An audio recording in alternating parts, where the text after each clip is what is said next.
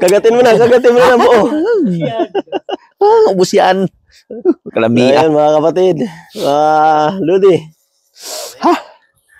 Nakapaglitsyon na naman tayo dito. Lamia. Ay. Hindi nakakahadlang yung lamig sa paglilitsyon natin. Ano lang kami, nagpapainit dahil lamig. Oo.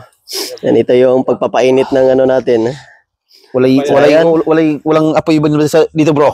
Lampas Sinabayan puti. na lang ng kunting lechon. Yung dito, ingat ipunta mo dito sa para maano yung simod yung So, ayan yung mga under training po natin ng paglilitsyon. Yan. Dito po sa Malabas Bansa yung New dugo sa Zealand, ilong, mga kaibigan. So, ano pa since we have a celebration for today, may birthday girl po tayo na si Sis Amor. So, At ano dito, surprise to. So, hindi nila alam kung na naglilitsyon kami.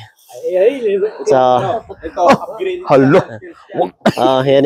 Huwag mong nailabas yun. Baka Ito yung mga professional driver natin. Ay, nilag.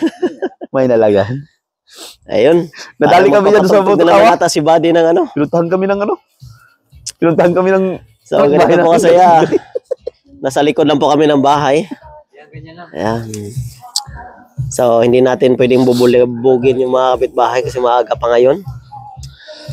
Bro, So, ayun mga kaibigan, nakapaglitsyon pa tayo at nakahanap po tayo ng baboy. Shoutout nga pala kay Lodi. shout out dyan mga idol. Support natin si Gio Canoog sa kanyang FB Reels. Yun. Mga idol, yung followers ko, supportan natin si Gio Canoog. Ayun. Ang litsoner ng Simo. Palo. Tapos, nandito na ngayon sa New Zealand. Nandito nagtayo siya ng litsunan. Pero, litsunan na walang income.